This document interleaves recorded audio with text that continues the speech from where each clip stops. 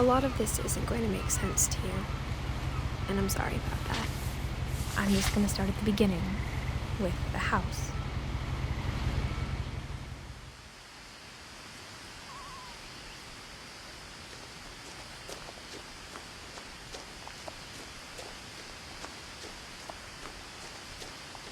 I lived here until I was 11, but I wasn't allowed inside half the rooms.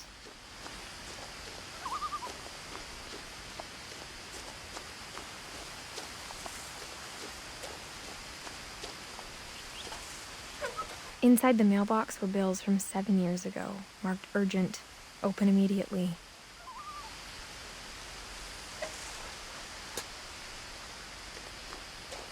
I hadn't been back since my brother Lewis's funeral.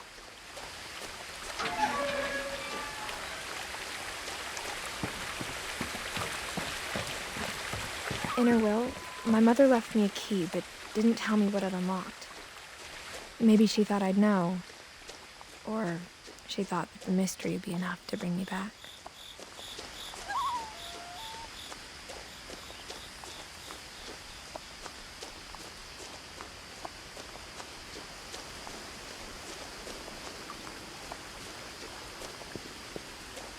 The truth is, even after I inherited the house, I never thought I'd come back to it.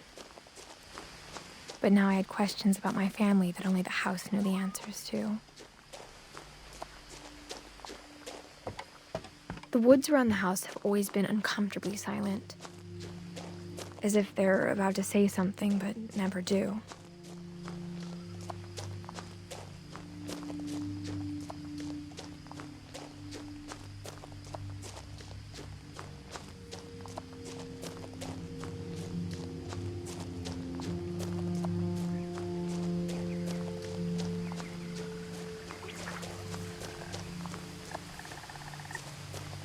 The house was exactly like I remembered it, the way I'd been dreaming about it.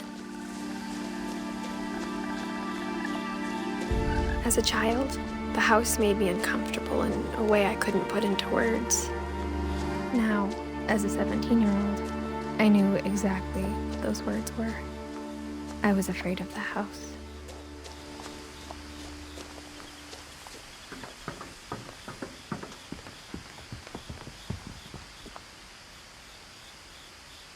I hoped the key might unlock the front door. It didn't.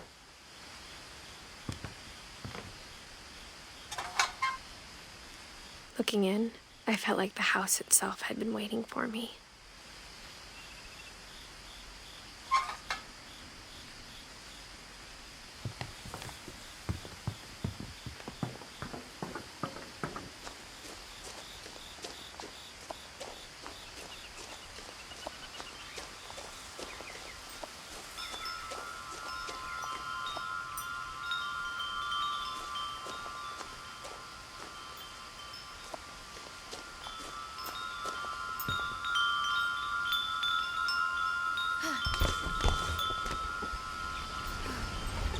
Crawling through the doggy door used to be a lot easier when I was 11.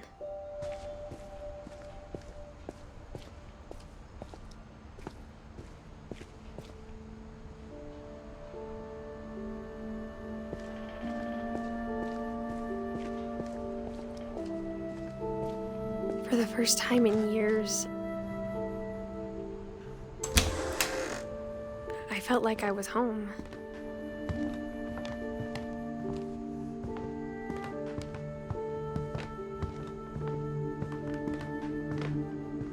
Nothing in the house looked abnormal. There was just too much of it, like a smile with too many teeth. My mom wasn't much of an optimist, but she never stopped believing that my brother Milton was alive.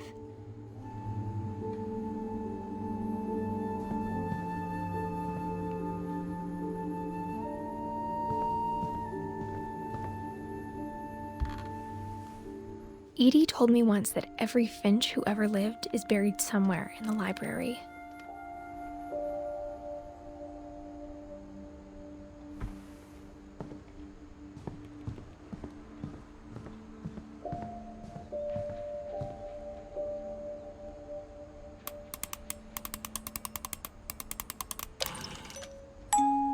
Great-Grandpa Sven built a music box for Barbara, along with the rest of the house. Mom always told me to stay out of the basement, so I wasn't too surprised when the key didn't fit.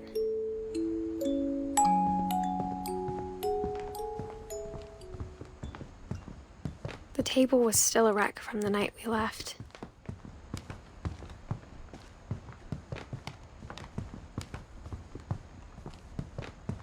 My mom was the only one of us who could imagine Great-Grandma Edie living in a nursing home.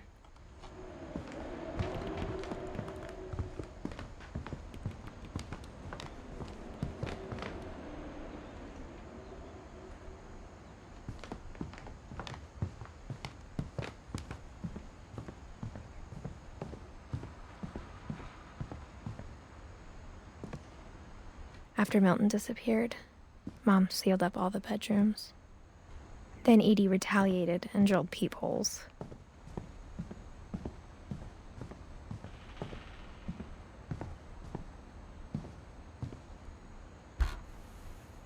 My Grandpa Sam spent 7 years sharing a room with his dead brother, Calvin.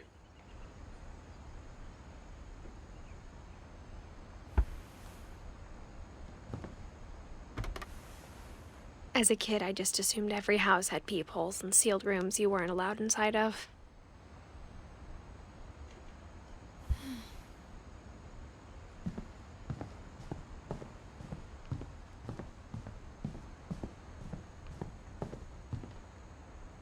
Whenever people ask me about my family, the first thing they always want to know about is Barbara.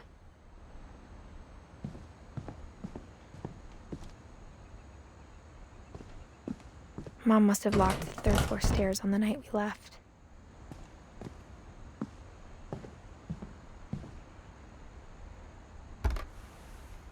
Barbara was a child star for 2 years, until America grew out of it.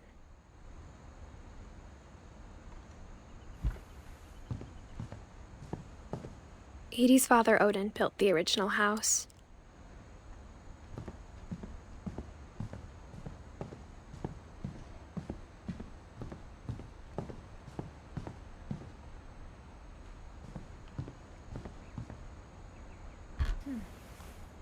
Molly always seemed like a girl I could imagine being friends with, if she hadn't died in 1947.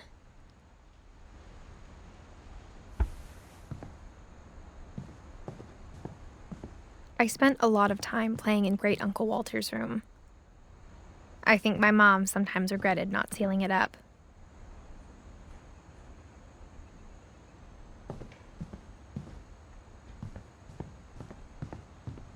Lewis told me there were secret passages, but I never believed him.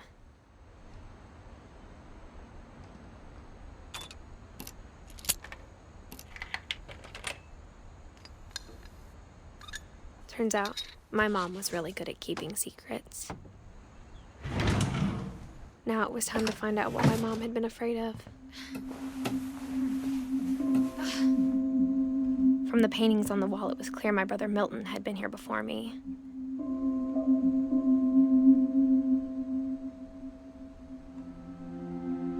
Reading this, maybe it sounds like I had a plan, but I had no idea what was behind that door.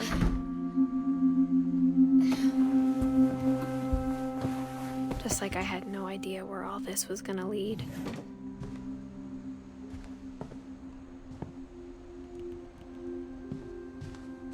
I grew up looking at Molly's room through the peephole.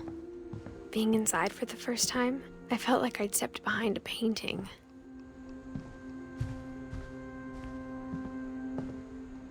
I got the sense Edie had spent a lot of time here, before my mom sealed the doors.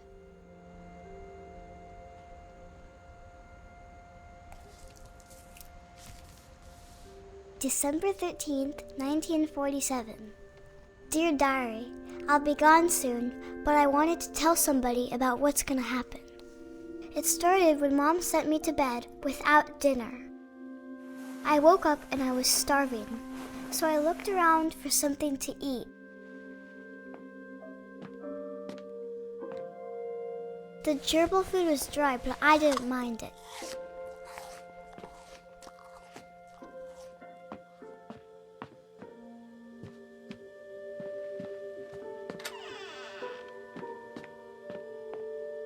I kept eating and eating.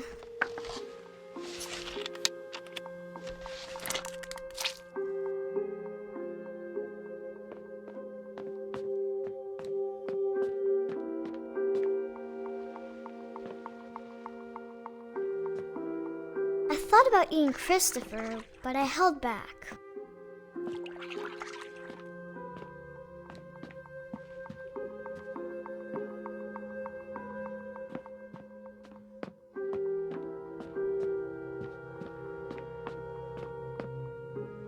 My Halloween candy was all gone. Mom, can I come out now? Sweetheart, it's late. Go to sleep.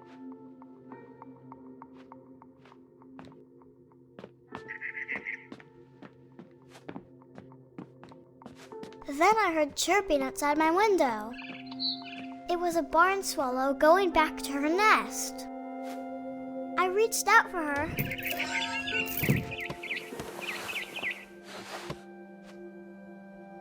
And suddenly, I was a cat.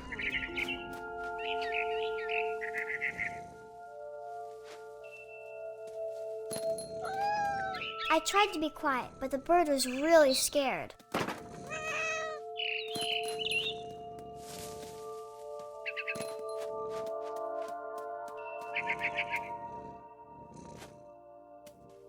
Mom and Dad didn't even look at me.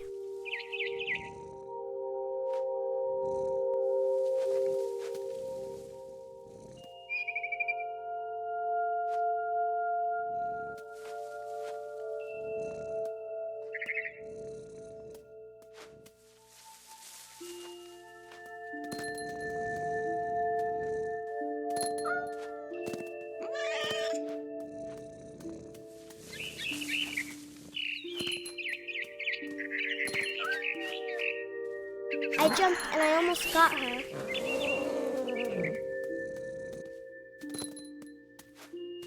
I could tell she was getting really tired. Now I was up in the big tree. I promised Dad I wouldn't climb it anymore. All I cared about was eating that mama bird. I gobbled her up. And suddenly, I was an owl. First, all I heard was the wind. Then I heard little teeth nibbling in the grass.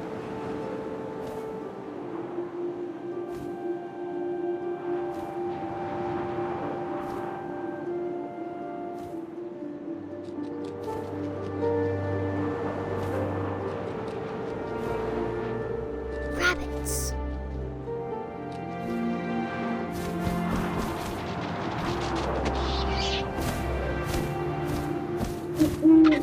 I imagined his face looking up and seeing mine through my talons. I swallowed him up, and I didn't chew one bit. Then I flew off to find something bigger.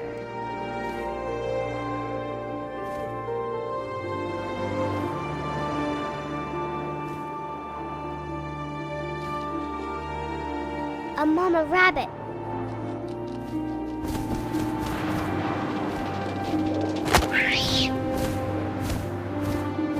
She was almost too big to carry. I started choking, but I couldn't stop eating. And suddenly, I was a shark.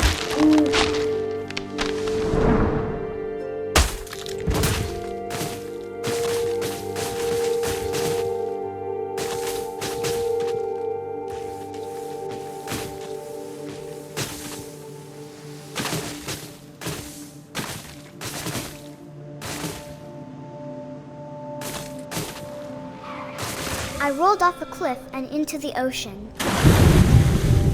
Now, I was hungrier than ever.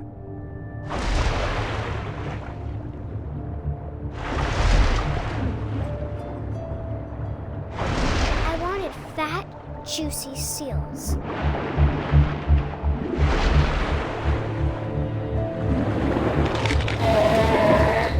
I tore off her flipper and it tasted really good.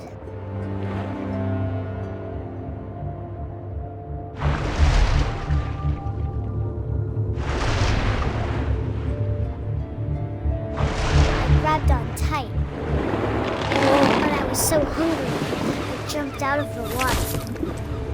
When I opened my eyes, everything had changed.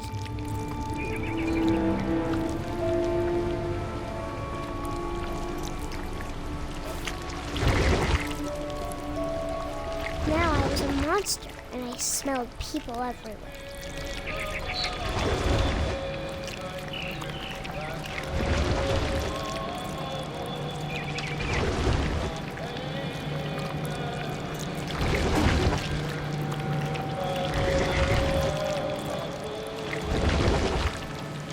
I was big, but I moved real quiet.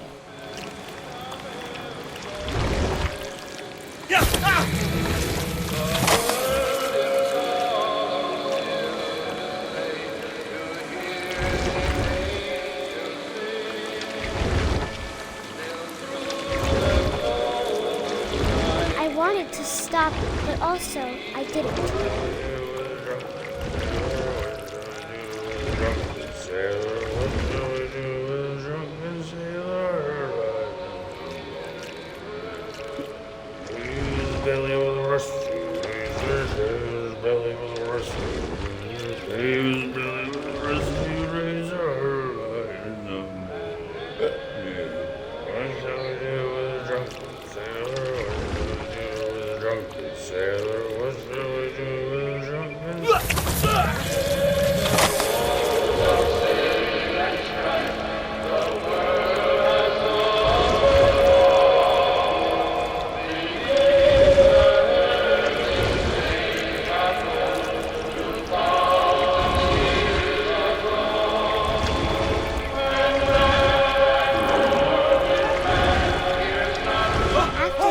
Passenger, I was still hungry.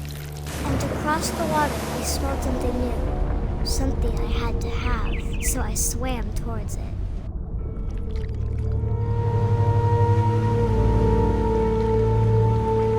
I slithered onto the sand, and the good smell went into an old pipe.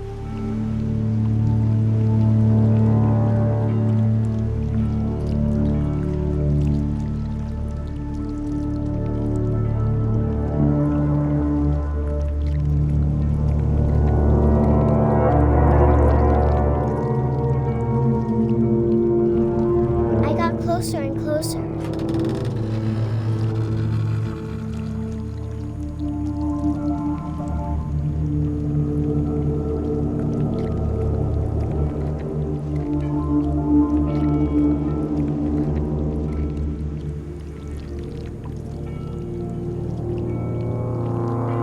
All of my stomach started growling. And suddenly, I was me again. I held my breath for a long time, but I couldn't hear anything. I think it's waiting for me to fall asleep.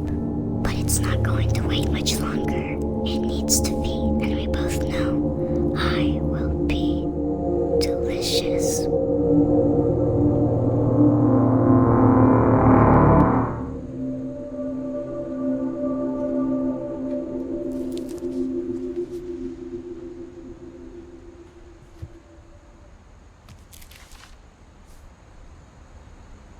I'm not sure if I believed all of that, but I'm sure Edie would have.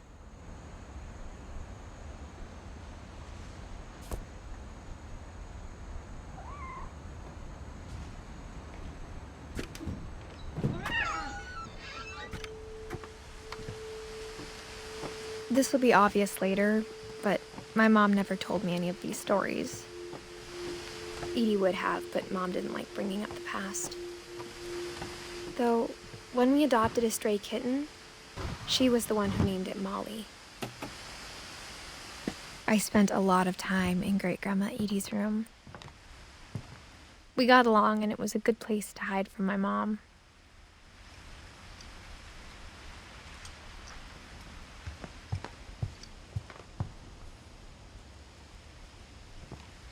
One summer, they evacuated the island, but Edie refused to go. For a few weeks, she was a celebrity. I hadn't thought of myself as Edith Jr. for a long, long time. Edie gave a big interview about a mole man living under the Finch house. My mom was furious.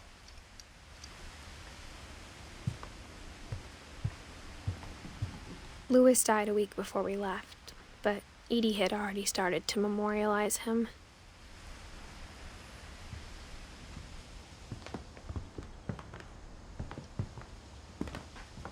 Her room was like a museum.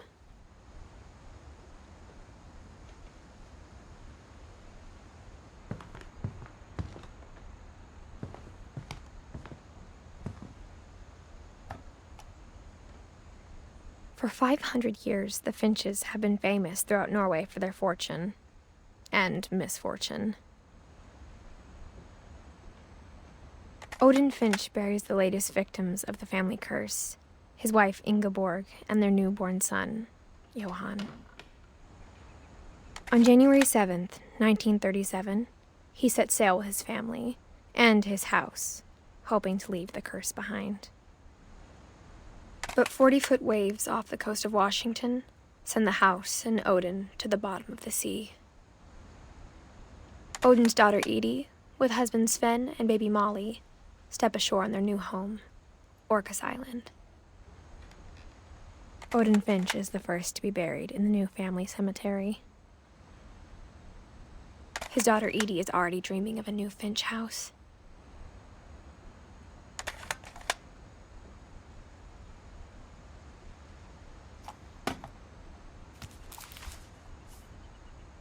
Whatever's wrong with this family, it goes back a long ways.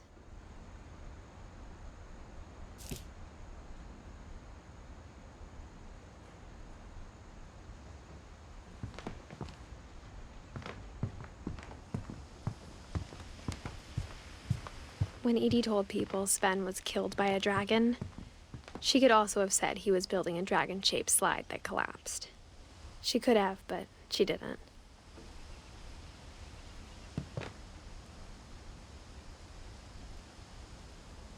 Even in her 90s, sometimes Edie seemed a lot younger than my mother.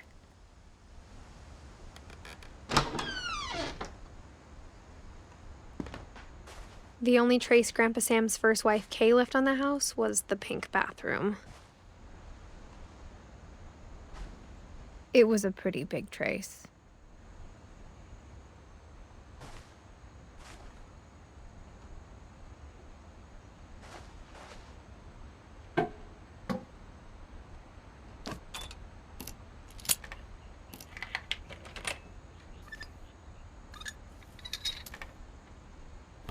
There's a secret in this bathroom.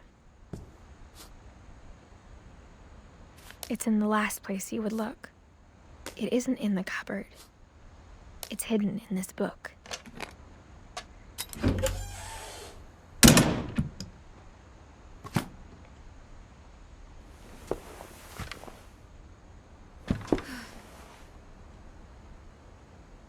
Sven gave Sam an old camera he'd refurbished. He never put it down.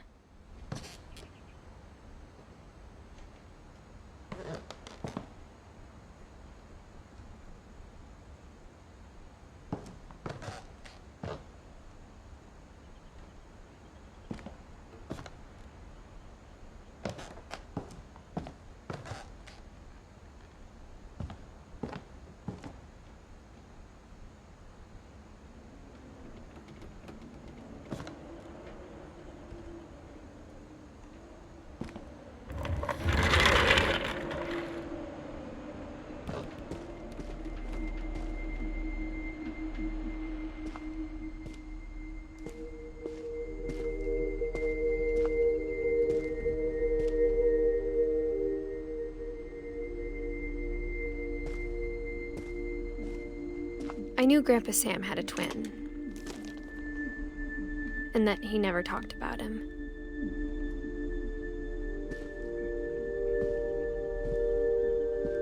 I guess my grandpa didn't like history any more than my mom did.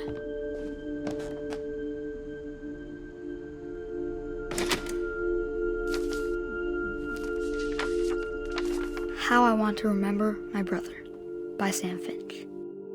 The thing I remember is that when he made up his mind, that was it.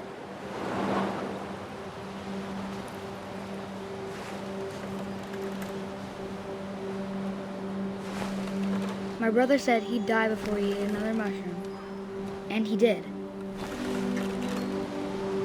At Barbara's funeral, we swore we'd never be afraid again, and he wasn't. I think Calvin always wanted to fly. Sam! Calvin! Dinner's ready! Coming! But that day, he finally made up his mind to do it. I told him going around was impossible. Maybe if I hadn't said that,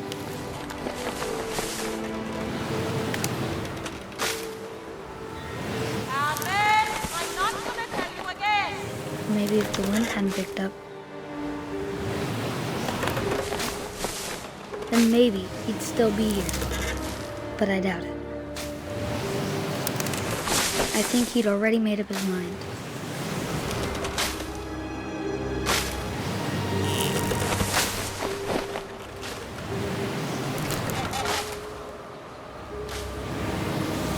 That's what I want to remember about my brother.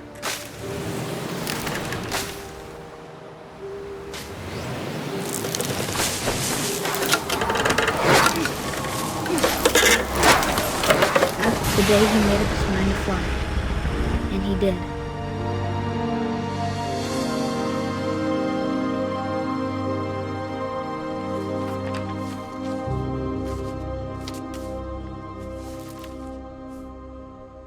Calvin's story felt strangely familiar. When I was younger, I remember trying to do the exact same thing.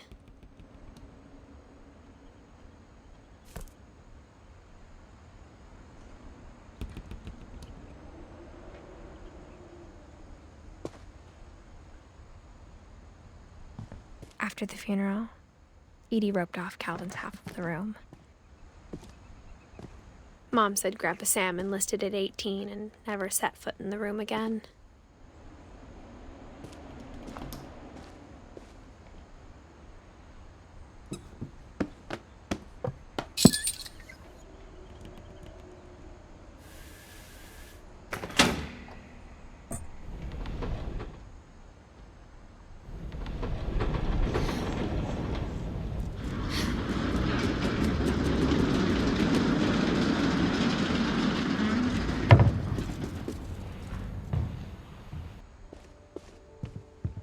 The passages were a pretty tight fit.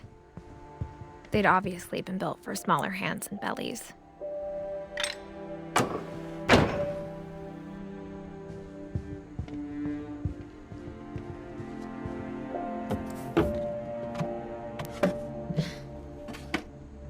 Growing up, I always thought of Barbara as a child star.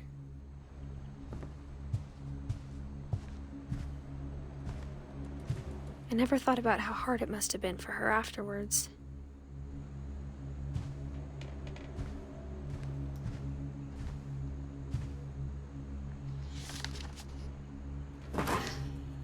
Of all the stories people wrote about Barbara's death, I'm surprised Edie saved this one.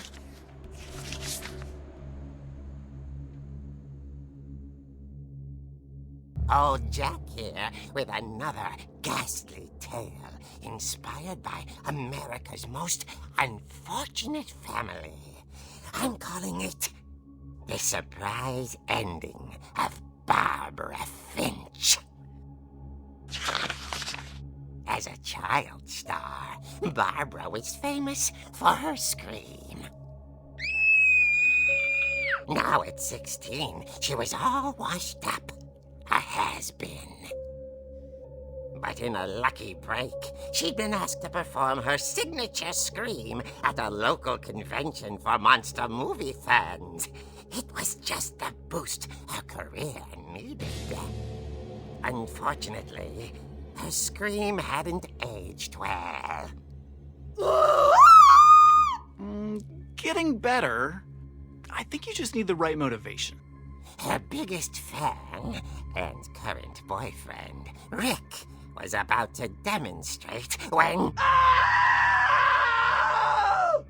Now that was a great scream. It was Barbara's father, Sven. He'd slipped into a table saw and had to be rushed to the emergency room. So Barbara got stuck babysitting her youngest brother, Walter.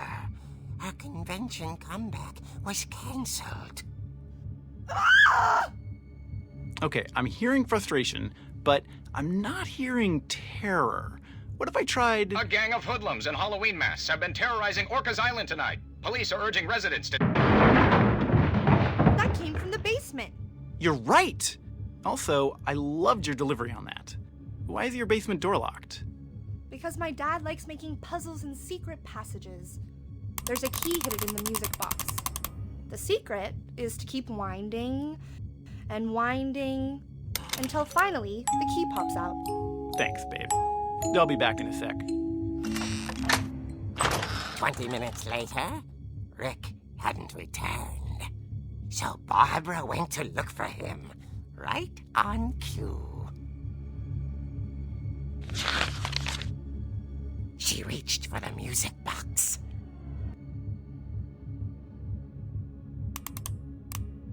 And as she wound the key, she listened for Rick, but the house was silent.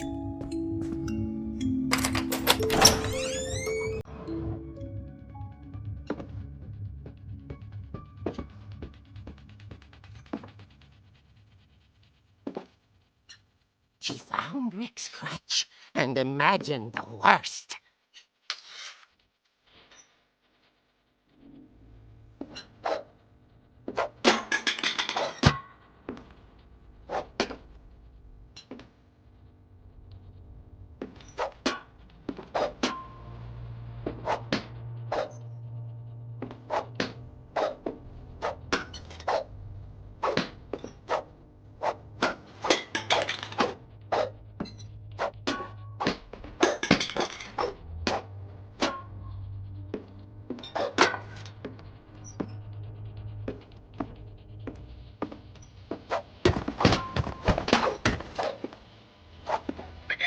Is the infamous Hookman killer, Dr. Carl Hamill, who impaled and then ate his family 10 years ago tonight.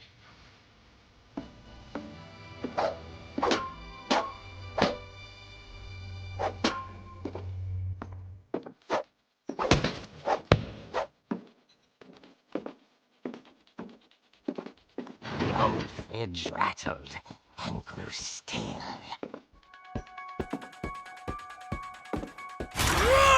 Oh dear! Oh! Rick? Barb, relax. I was just trying to scare you to help you find your scream. Well, I'm not scared, Rick. I'm furious. Then act furious. All I'm getting from you now is that you're hurt and confused and She threw him out, but she kept a little something to remember him by. Barb, have you seen my other crutch? And she was still holding it when she fell asleep watching the late picture show. Hours later... Barbara! Walter, what's going on up there? Ah! Okay, I'm coming up, but if this is a trick, you're dead, Walter.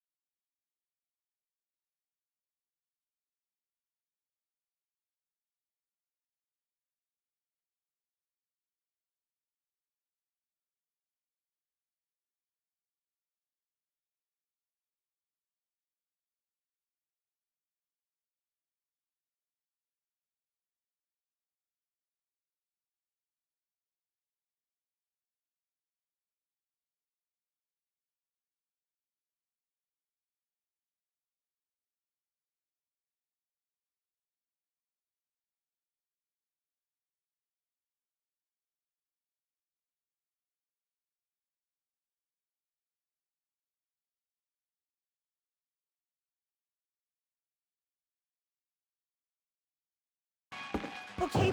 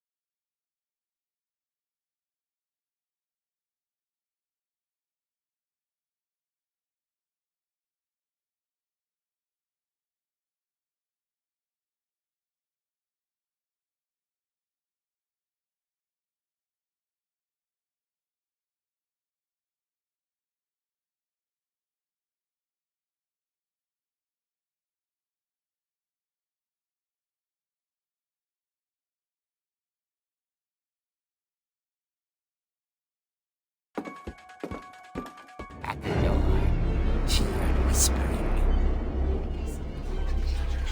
It was coming from inside the house.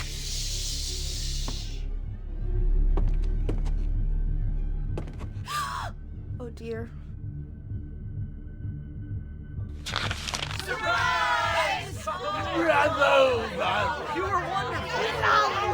The monsters had come to surprise her.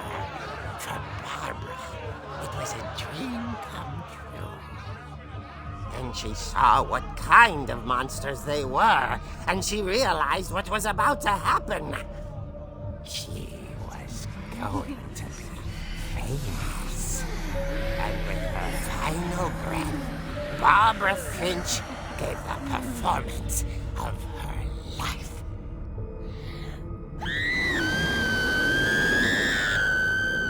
I wasn't there myself, but I hear Barbara was magnificent. Poor girl. She had a taste for stardom. But unfortunately, so did her fans. Of course, the police blamed it all on poor Rick, who disappeared the same night. And little Walter? Hiding under his bed the whole time. He took it all pretty hard, but that's another story. As for Barbara, tucked inside the music box was all they ever found of her. Her ear. Now that's what I call a real eerie tale.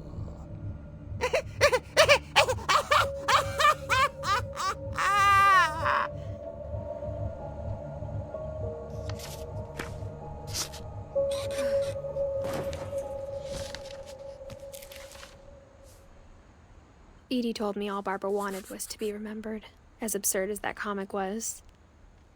Maybe what Edie saw was a happy ending.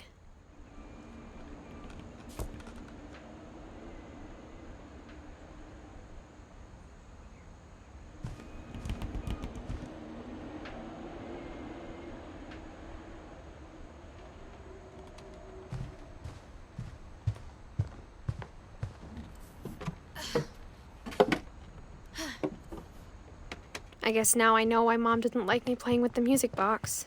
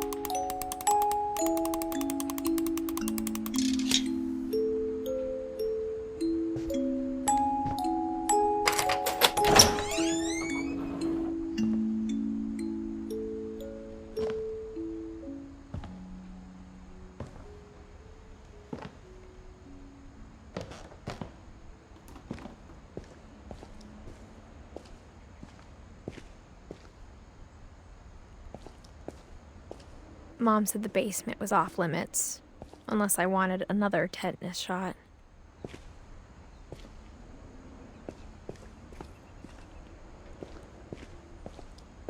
I saw Edie sneak down to the basement once, carrying packages. I thought maybe she was hiding presents.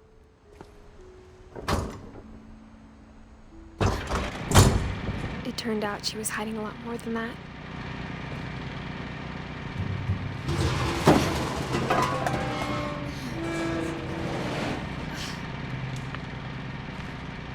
I remember asking Mom once about where Walter had gone. She said after Barbara died, he got as far away as he could. If there's a pattern in all these stories, I think it's that none of us has gotten very far.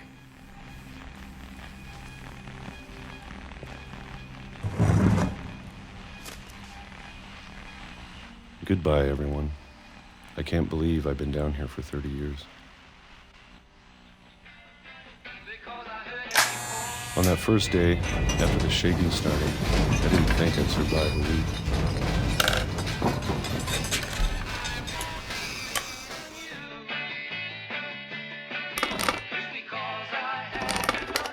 But after a few days, I settled into a routine.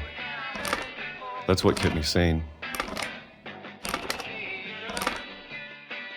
Having a schedule, living for today. I always expected to be dead tomorrow. But if you wait long enough, you get used to anything.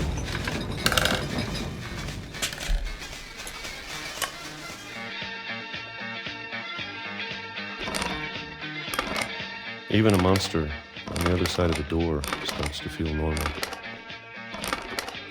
Almost friendly.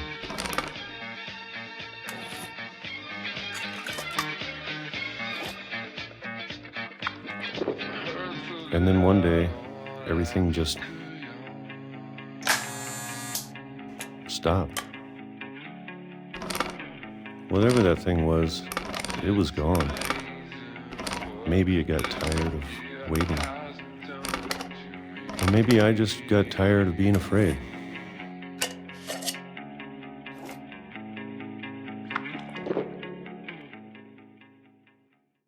It's been a week now, the longest in 30 years. I'm done waiting. I have to leave while I still can.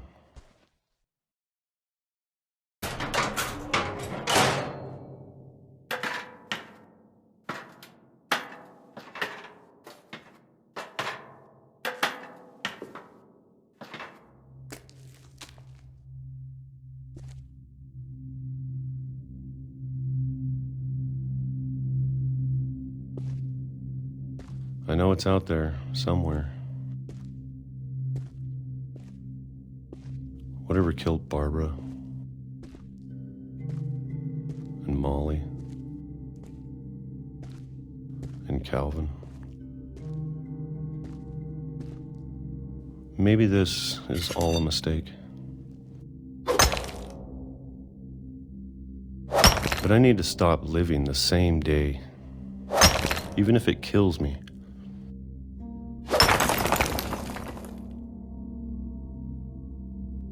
Whatever's out there, I want you to know I'm ready for it. I'm going to appreciate all of it, especially the food. I don't mind if I only have a year left,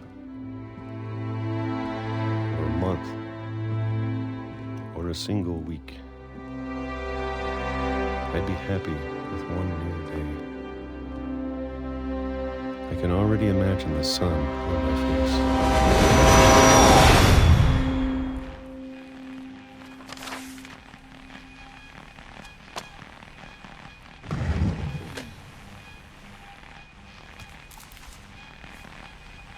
Walter died when I was 6. I can't believe my mom never told me he was down here.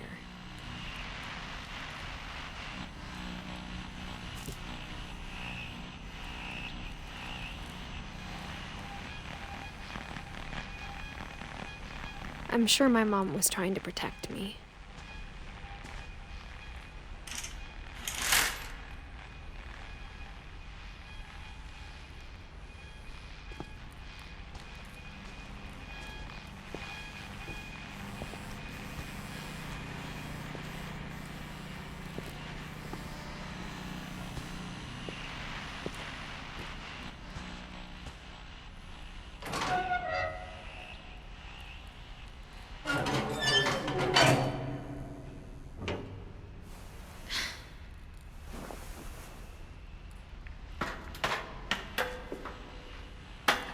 Maybe she was afraid I'd end up like Walter.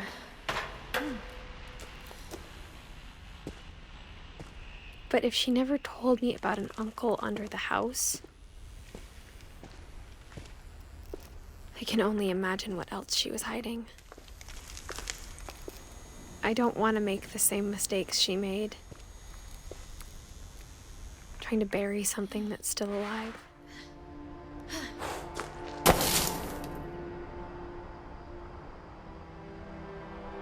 Now that there's only one of us left, or maybe two, I thought it was time I heard the stories for myself and found out what happened to everyone else. But now I'm worried the stories themselves might be the problem. Maybe we believed so much in a family curse, we made it real.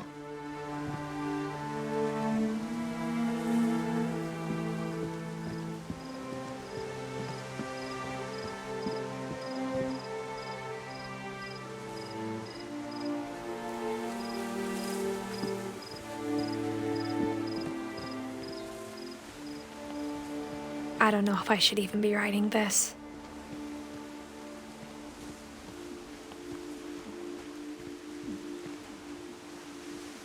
Maybe it'd be better if all this just died with me.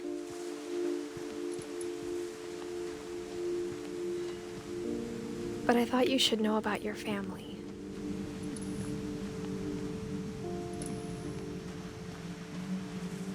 And the history you're a part of.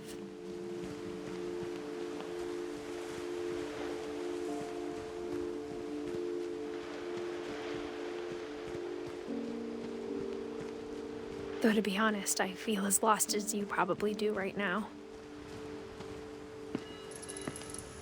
I think the people in these stories believed them, for what that's worth.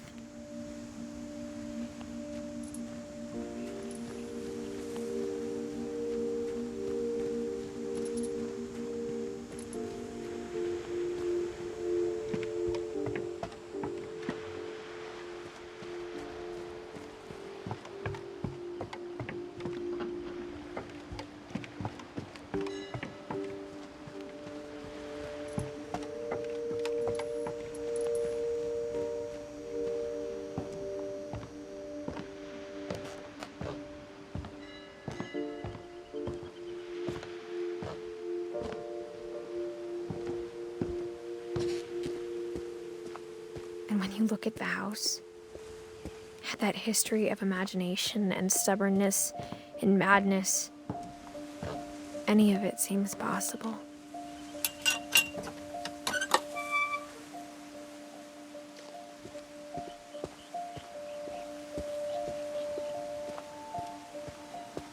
I think we've been surrounded by death for so long, we've just gotten used to it. What kind of family finishes building a cemetery before starting the house?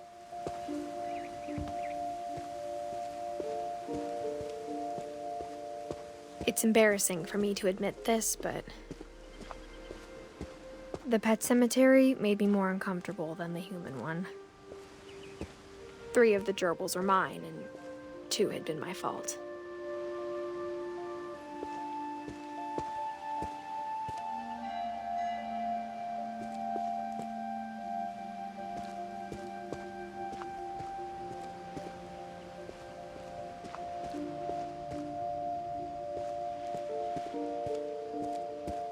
Sven built the house, but it was Edie who designed the cemetery.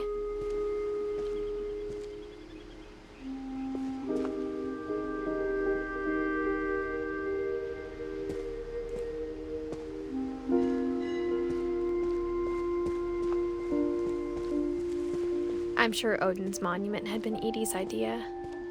My mom was always trying to move on, but for Edie, the past never went away.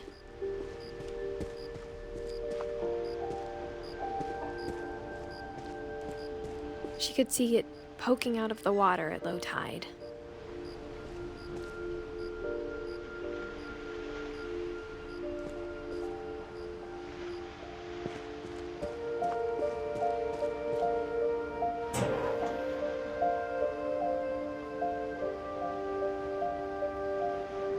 Edie said she dreamed about the old house every night.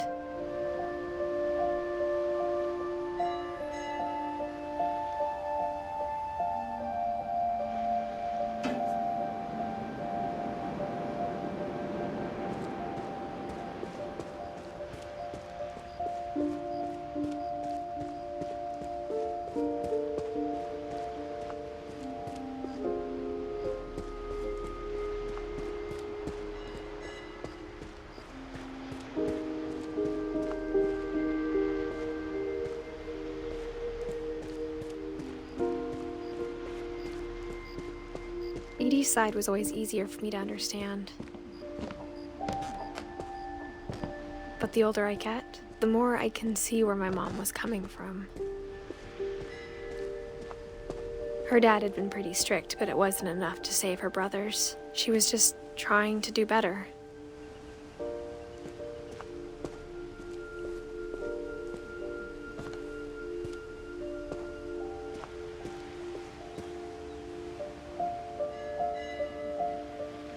She lost 2 of her brothers, just like I did.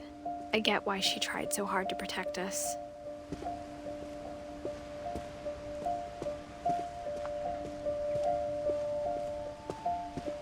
There's so many things I wish I could ask my mom now. Part of me thinks this is what she wanted all along. For me to come back someday and find everything out for myself.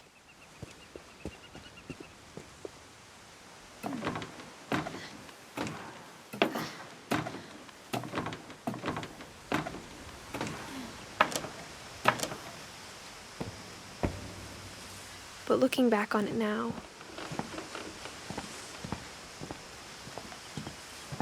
if she told me there was going to be so much climbing, I never would have come when I was 22 weeks pregnant.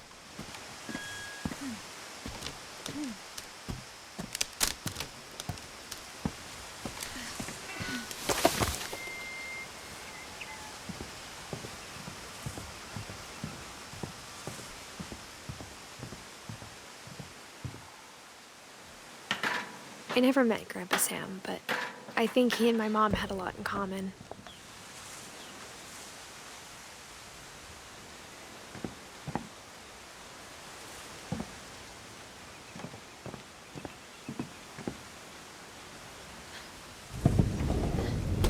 They were both pretty intense.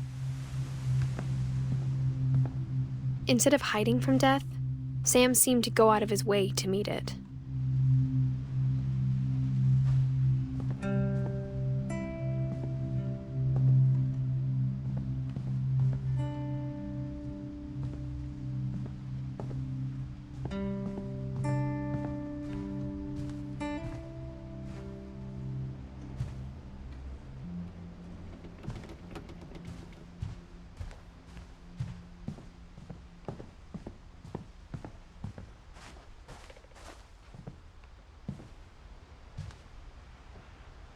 Sam spent his life shooting photos, but Mom said he got nervous being in front of the camera. I guess we're all afraid of something.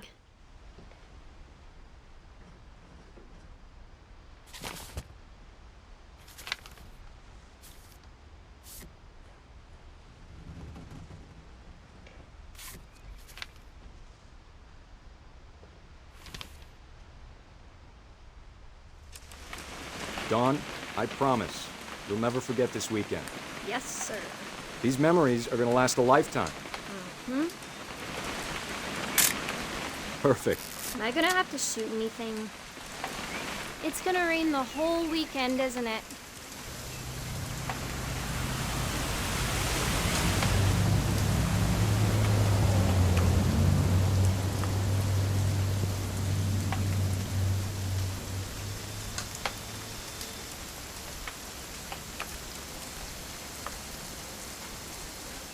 never forget this weekend, Dad.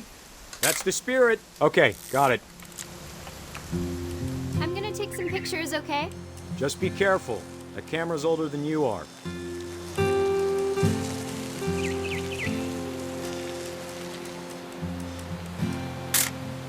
Aw. You're right, Dad. It's starting to clear up. Still freezing, though.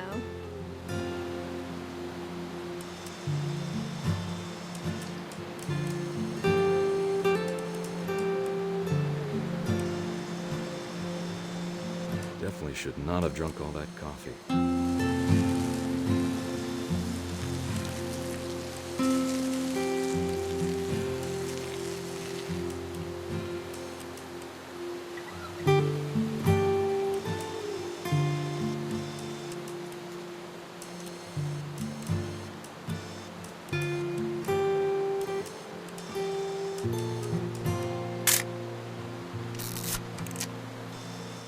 Nothing quite like being outside.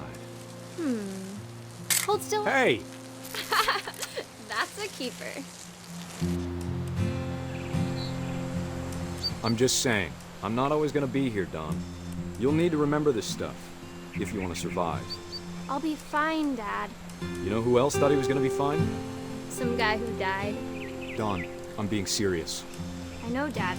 You're always serious. Doesn't being out here... Dad! Good eyes, Don. Before you take the shot, let me get a picture of you.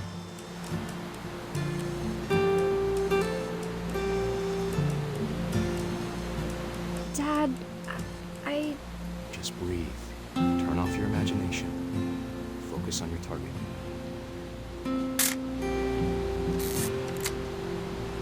Let me get behind you. Do I have to do this? Don, you don't have to do anything. But if you want to survive, you need to be strong. Great shot, Don!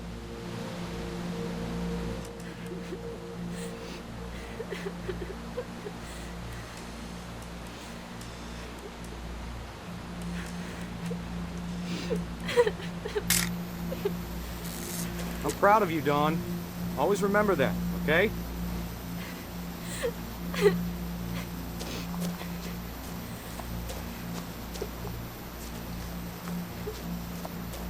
Sorry, Don. Just gotta reset the timer.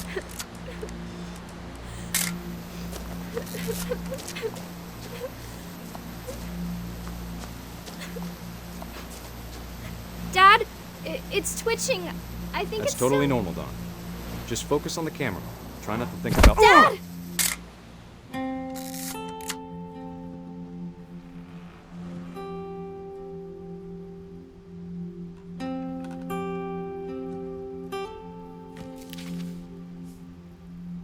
Of all these stories, that's the one I wish most that my mom had told me.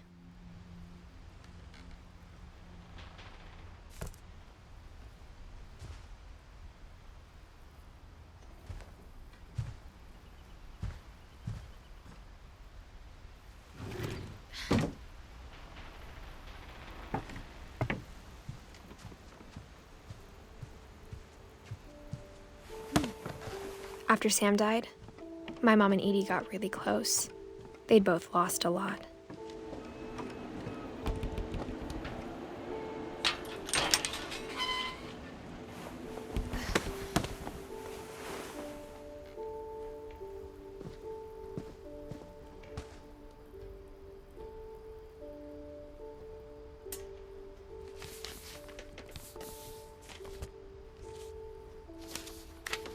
Dear Kay, do you remember the way Gregory used to laugh when he thought he was alone? Like something funny was happening, but only he could see it.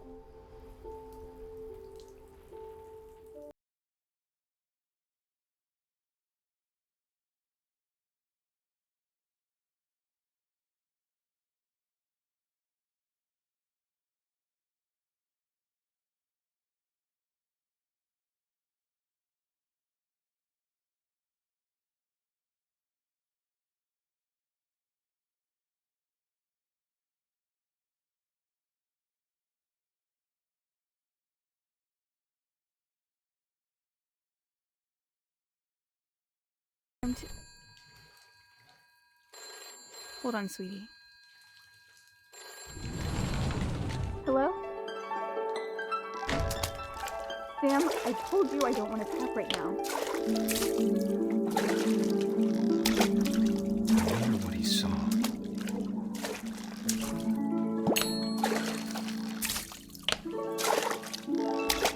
What his room was like.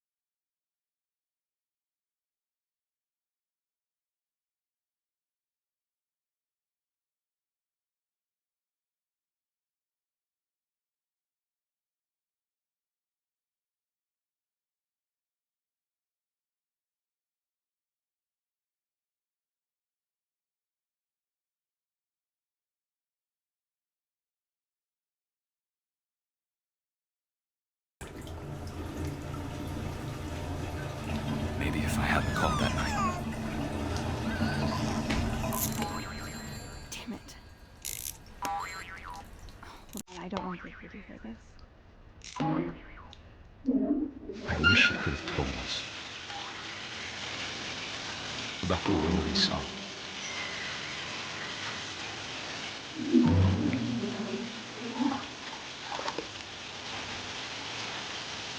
There's so much I don't understand about Gregory. About everything.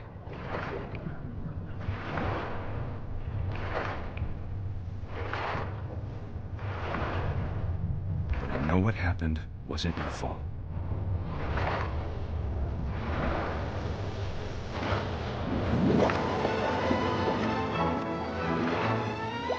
Sure as hell. And he'd want you to be happy too. Good luck, Kay. Love, Sam.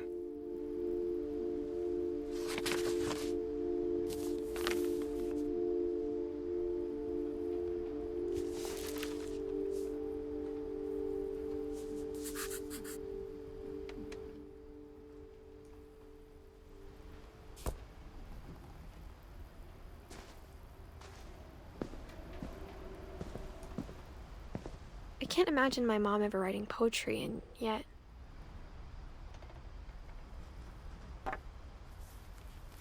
A poem for Gus, who always said the wedding was a bad idea. Our father never hit us kids, at least not very hard, before the day my brother said with teenage disregard that he'd be dead before he'd see a wedding in our yard.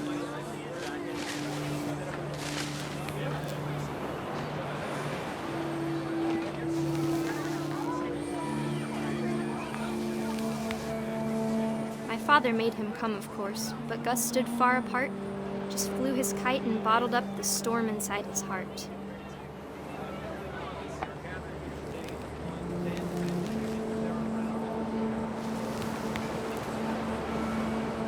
I tried to talk him out of it, but though he'd never met her, we don't need a stepmom, were the words that I now pronounce you husband and wife. You may kiss the bride.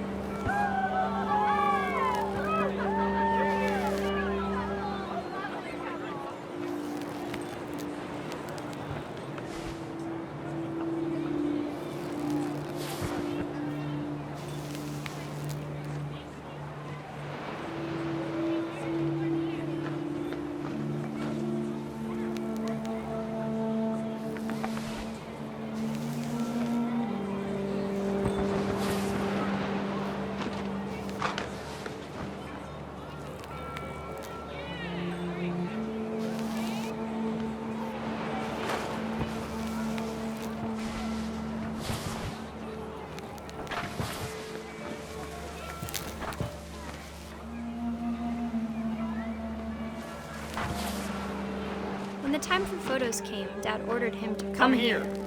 But Gus declined and as a sign held up his middle finger.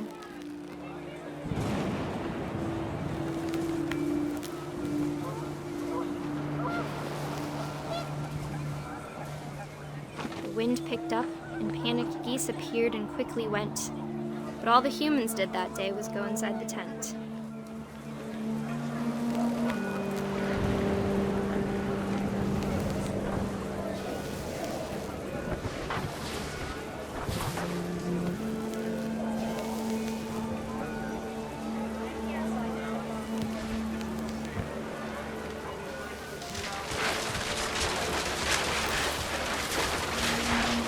The rain came down in buckets then, but no one seemed afraid that nature might destroy the tent our dad had crudely made.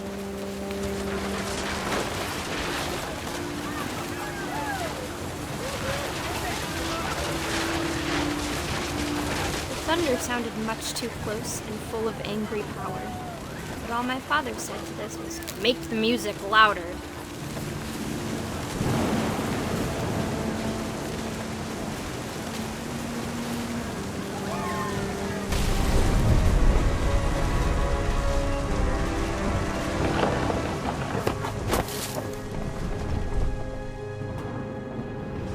I wish that I could truly say I thought about you on that day. Out there on the beach alone, just you, the wind, the sea, and foam. But I didn't, until we found you.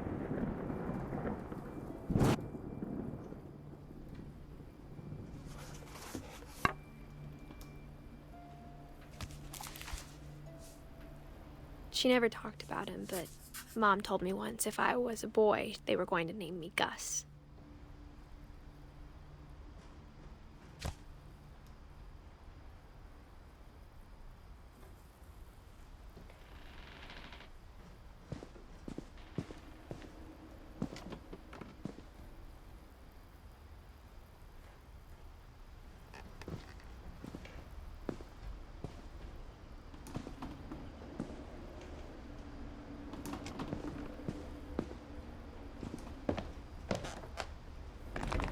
My mom moved up to the loft after her brothers died. At the time, it was as far away as she could get.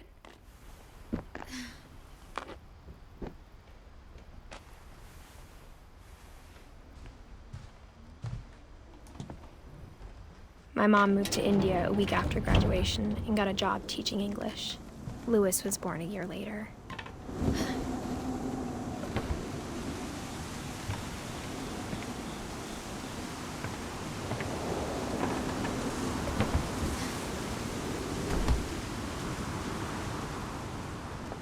She spent a summer building houses in Calcutta, where she met my dad, Sanjay.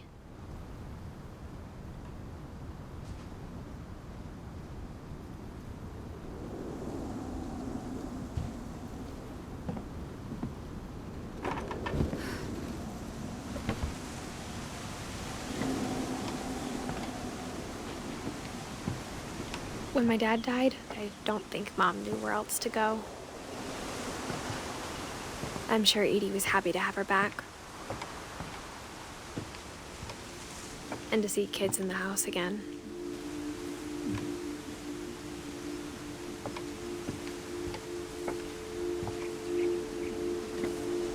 The house had to get a little bigger, but Edie was used to that. And for a while, things were good. Almost normal, but it didn't last.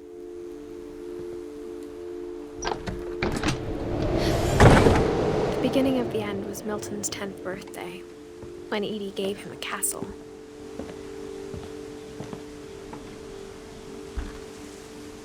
After Milton disappeared, the only thing he left behind was a room full of paintings.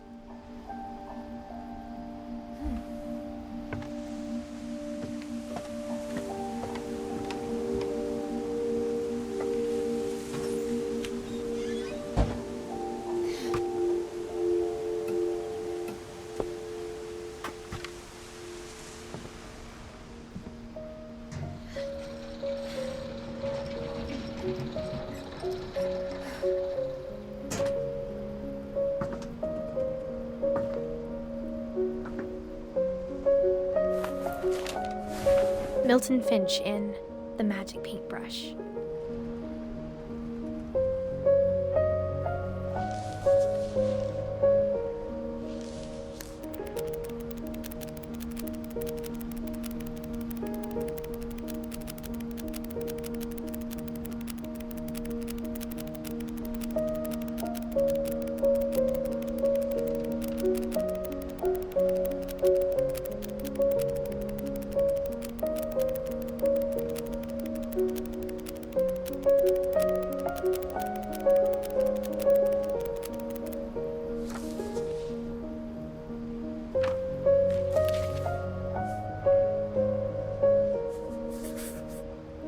I was 4 when Milton disappeared.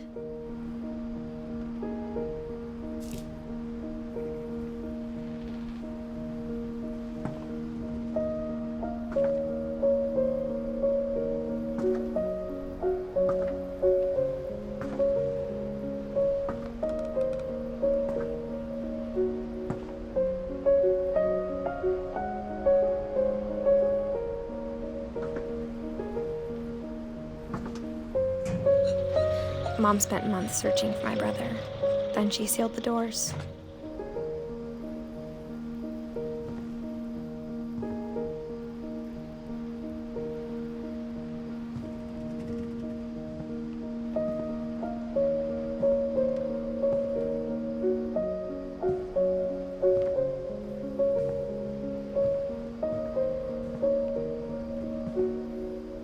Whatever Milton had found in the house, Mom didn't want it getting out.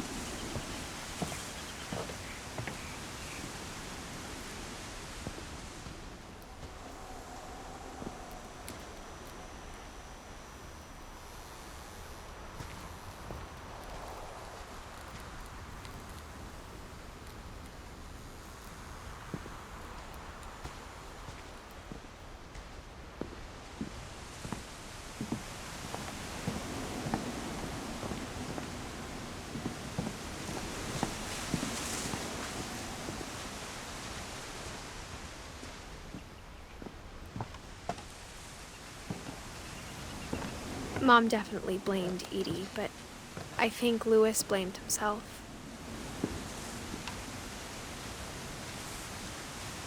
After he graduated, he just spent more and more time in his room, until Mom got him a job at the cannery. Everyone always told me to stay out of Louis's room, except Louis.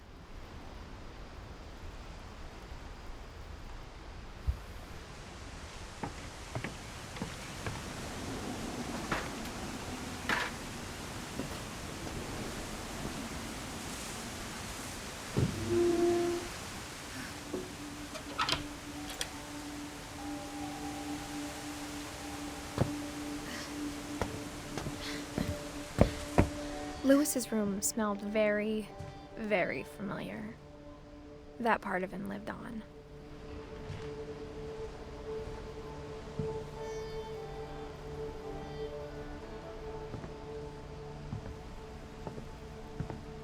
He was so proud of being Indian. I think for him, it was a way to be something other than just a Finch. Louis and I spent a lot of time playing games together, but he was surprisingly bad at them. He died a lot.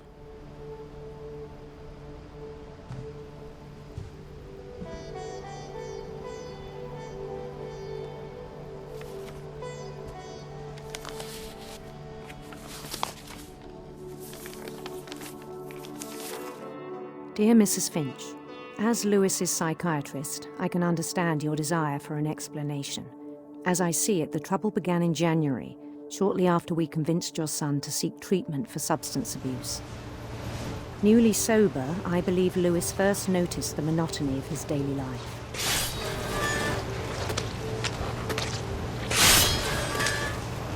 He kept working at the cannery, but he withdrew part of himself. In our sessions, I saw the same behavior. His mind began to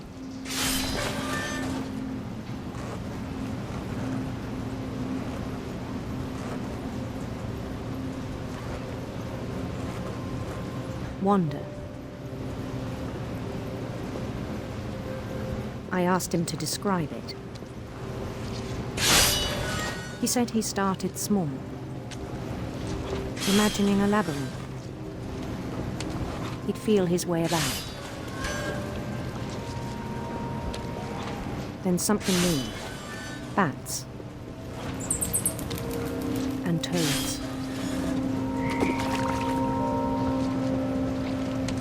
And things that have not names.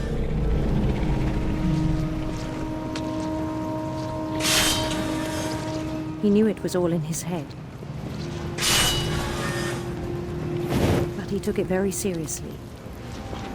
I had hoped he'd find himself.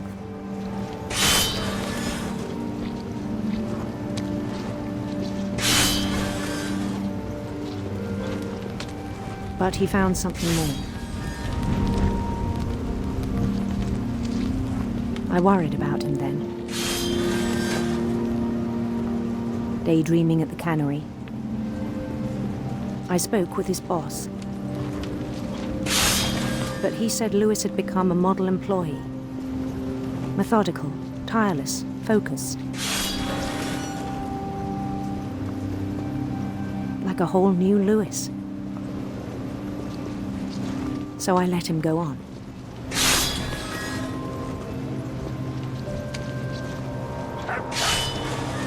I even encouraged him. It seemed very promising at first. He told me he'd made a new friend.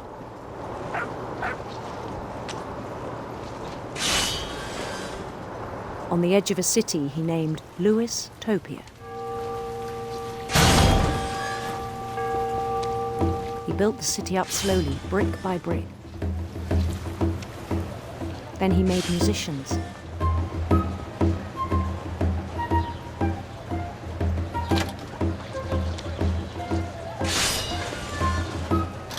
And songs for them to play. He talked about starting a band. And he was always humming something. Every day his imagination grew stronger.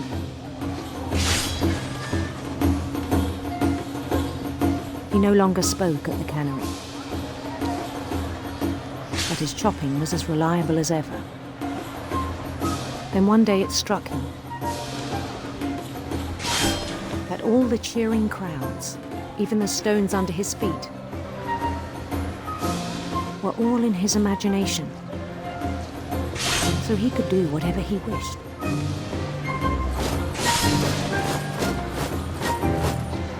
He held an election for mayor. And he won.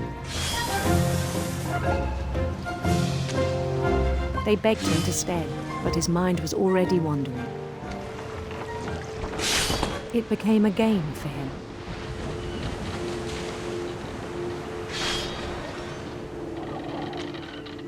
He'd conquer a city, then immediately push on.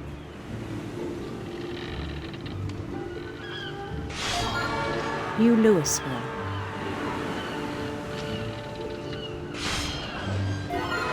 St. Louis. He started drifting away from our reality.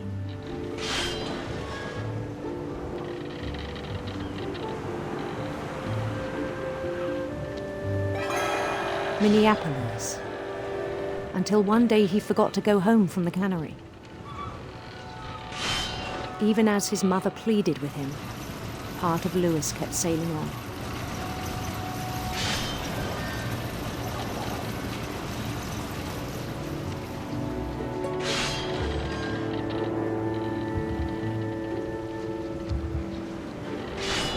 In Lewisburg, he heard rumors of a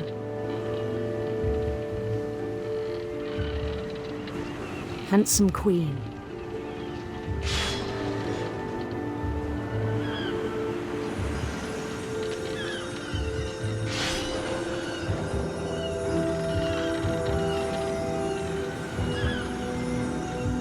The queen was on her own quest for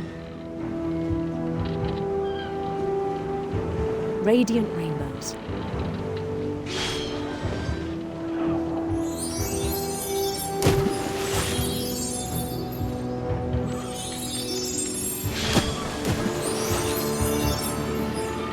He followed the sound of her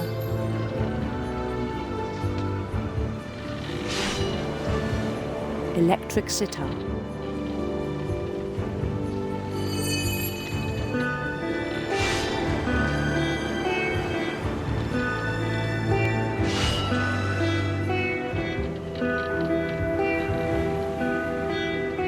His chase led him to a golden palace east of the sun and west of the moon.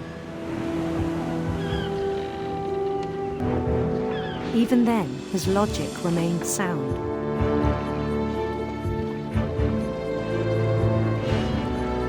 He knew the world was all in his imagination.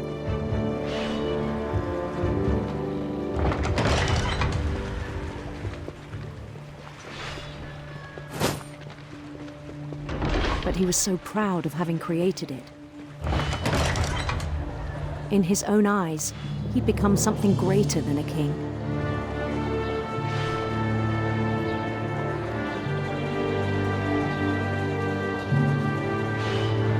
For someone who'd never known success in the real world, I think it was overwhelming. And then it struck him that the real Lewis was not the one chopping salmon, but the one climbing the steps of a golden palace.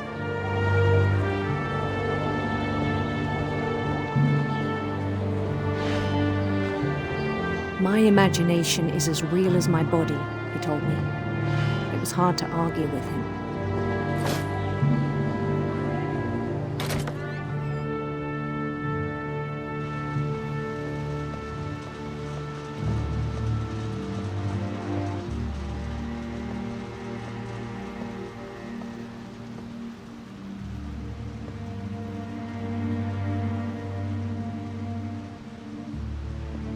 Began to forget the world we know.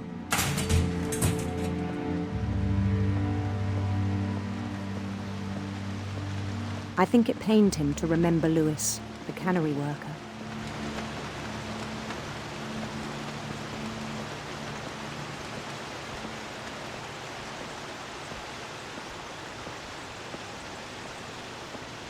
He began to despise the man with a royal contempt.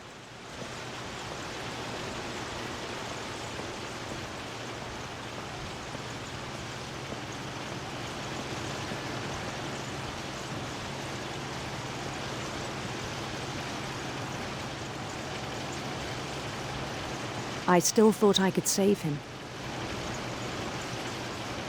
Even after he said he was being crowned king over all the lands of wonder. The palace would be packed with his companions.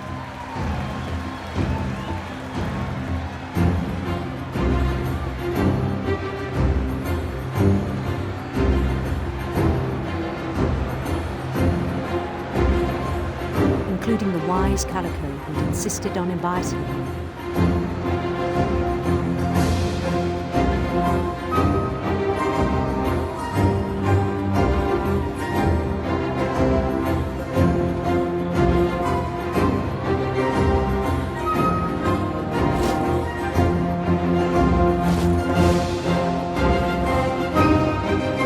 His queen waited, holding his crown.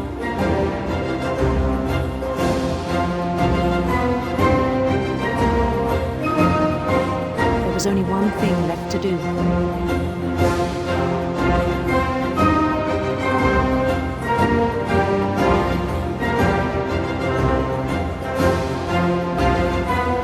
Bend down his head.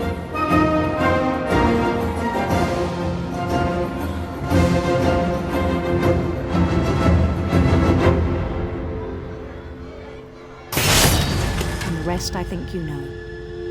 Mrs. Finch, your son was a kind man who will be missed by all of us who knew him.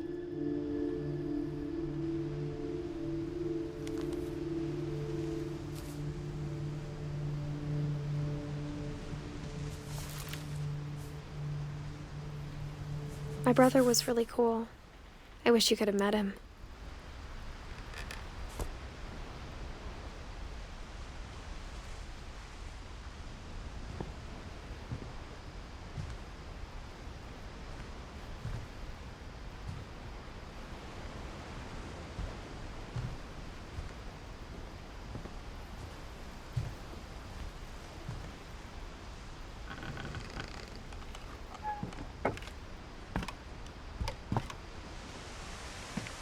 On the way back from Lewis's funeral, my mom told me to start packing. She waited until the day before we left to tell Edie.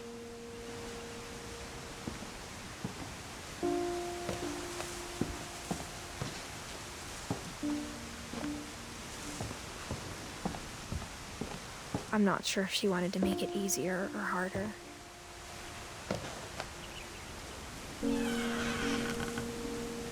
I wish we'd stayed. But I understand why we left.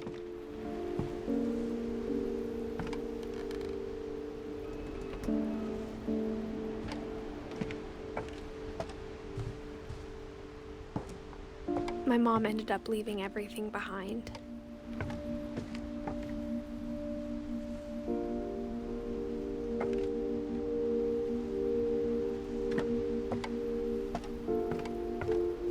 What happened that night had been coming for a long time. Maybe it should have come sooner.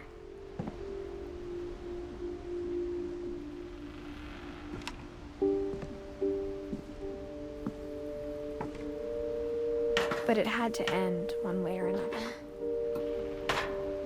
All that's left now is to tell you about that last night.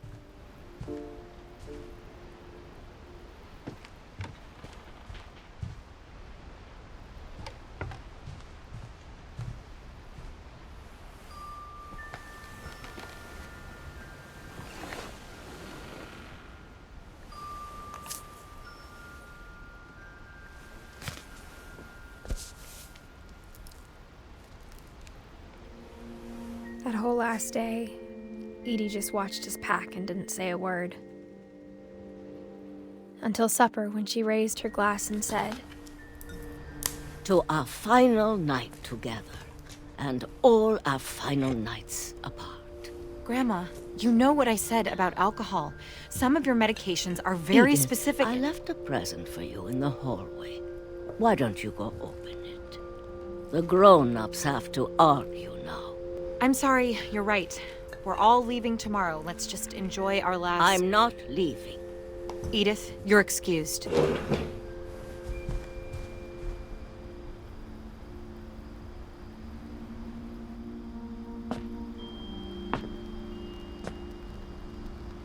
The power had been shut off that morning, but Edie always had plenty of candles. When my mom sealed the library, I don't think she knew about the other entrance.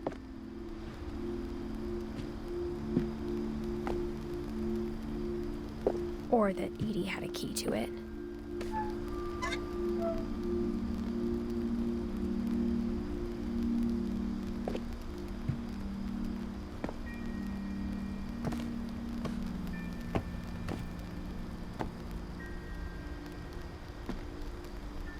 That thing you're afraid of isn't going to end when you leave the house.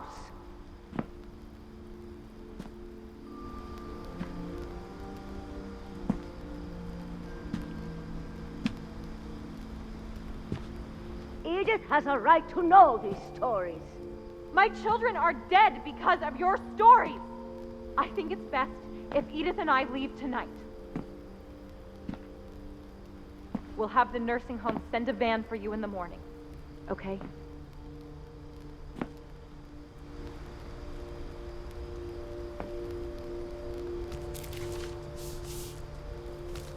Dear Edith, there's so many stories I wish I could tell you, but there's only time for one.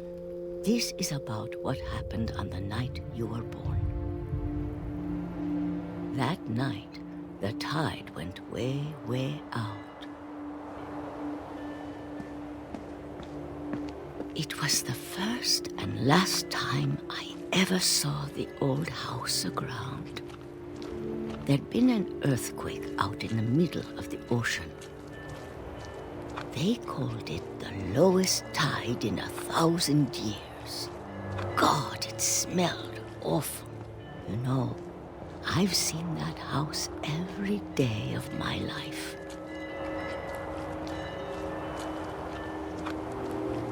But I never thought I'd go back to it. When the fog rolled in, I lost my way.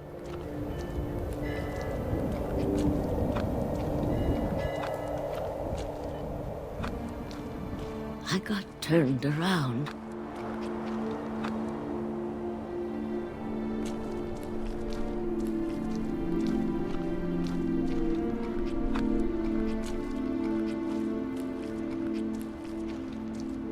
For a while, I wandered.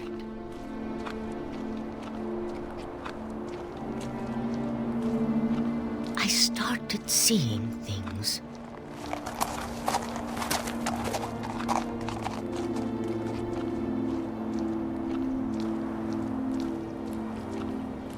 Things I'd forgotten had ever existed.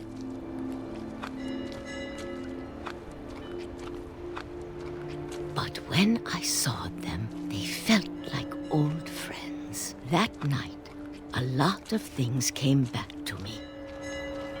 Or maybe I came back to them.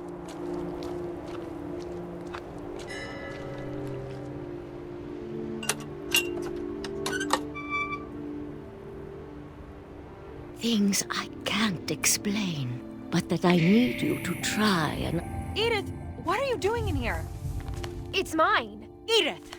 Mom, you're gonna rip it! Let go! I kicked and screamed, but Mom dragged me to the car.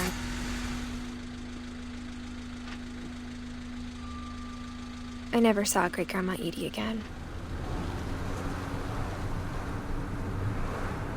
The next morning, the van came to pick her up, but she was already gone. After that, we moved around a lot.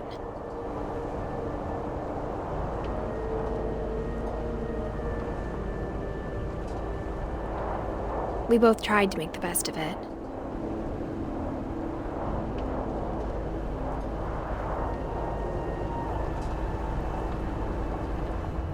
A few years went by.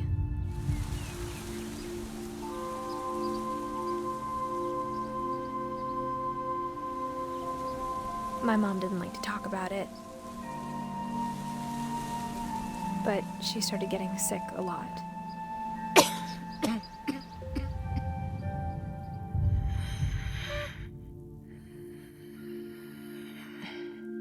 She got better for a while,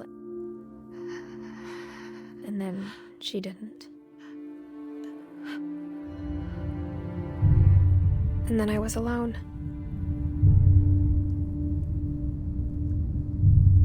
The last Finch left alive.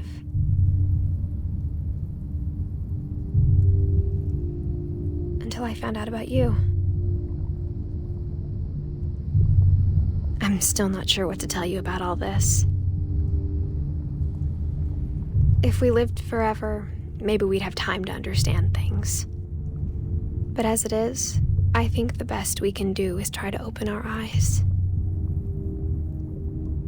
And appreciate how strange and brief all of this is.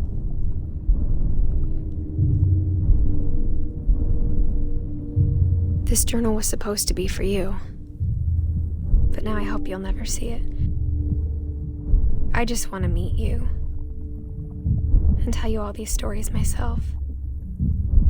But I guess if you're reading this now, things didn't work out that way.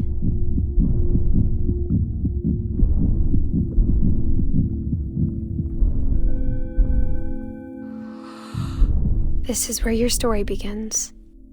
I'm sorry I won't be there to see it. It's a lot to ask, but I don't want you to be sad that I'm gone. I want you to be amazed that any of us ever had a chance to be here at all. Good luck.